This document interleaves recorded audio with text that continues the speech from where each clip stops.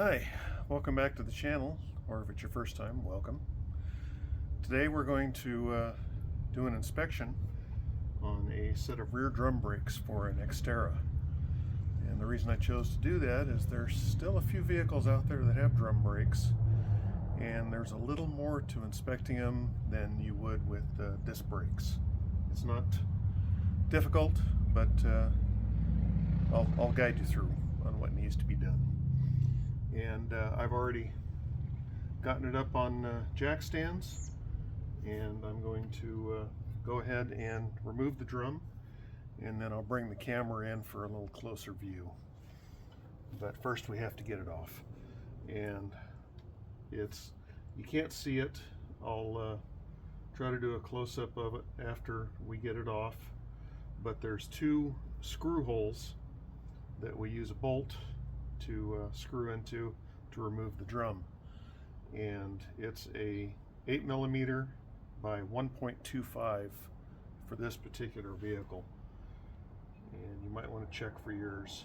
And this is actually a very good thing the factory has done, because let's try a different one. I know that it also has the same setup on Dylan's Honda that we did the brakes on another video, and we're going to need to go in there and do it again because we need to replace the studs on that, but again, that'll be a different video. So the head is 14mm, and we'll go ahead and run it down, and what happens is the bolt puts pressure on the axle and presses the drum off for you. If for some reason these are stripped out, you can get, oh, that went good.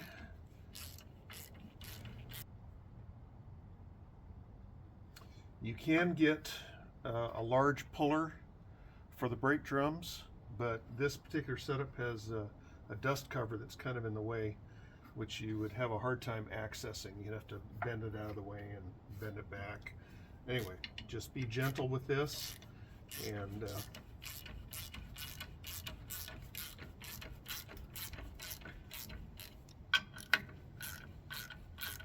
you shouldn't have any problems.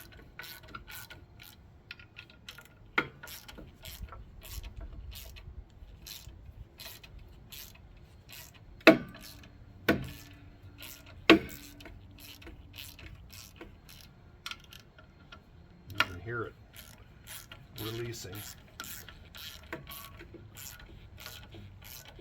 You want to do it as evenly as possible. You don't want to get the brake drum caught. And that's probably one of the, yeah, I think it's fully off. All right. And this is actually looking pretty good. Let me bring the camera in, give you a little closer look, and show you what I'm talking about.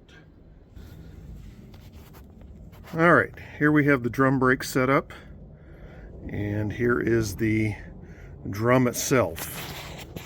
And here are the bolts that I put in to the bolt holes. Get a better shot of that. And here you can see the witness marks on the axle. Sorry for my fingers. Here you can see the witness marks for the axle where the bolt pressed off. And first thing you want to check is how much material do you have left. There is a measurement. I don't know what happens to be on this one, but I can see that there's plenty of material, so I'm not too awful worried about it. You want to check for any missing parts, which everything seems to be in place and not broken. Now, one of the things you want to check too is if you have a hydraulic leak, and you do that by pulling back this rubber cover, and if there's a problem, you'll have hydraulic fluid or brake fluid coming out, which that one's good. Yeah, let's check the other one while I'm doing it. I'll have to put the camera back to, and as you can see, this one is dry also. So that's actually a good sign. Sometimes you'll have fluid leaking from the axle, which in this case we're fine. That will also cause problems, and it'll soak your brake shoes. Oh, and one of the other things you want to check is the self-adjuster, and that's what this is right here. And the way it appears to work is as the brake is pushed out, it pulls on this spring and will adjust it. So if the brake shoe wears down and it goes out far enough, then it'll pull on this spring and click the adjustment knob up one. So everything seems to be in good shape, and I'm going to go ahead and put this back together. Hopefully this helped you. It is a little more involved than just checking what the brake pads are on a disc brake setup. But there's still a lot of vehicles out there with drum brakes, and they've all got this basic setup. So everything seems to be in good shape. I'm going to give this one a pass and put it back on, and of course torque the lug nut correctly in a star pattern and send it on down the road. So thank you for watching, and I hope this helps somebody, and I hope it allowed you to keep your vehicle safe. That's really what I want to do, is keep everyone safe on the road, especially with brakes. Anyway, again, thank you for watching. Please tell anyone that you can, any way that you can.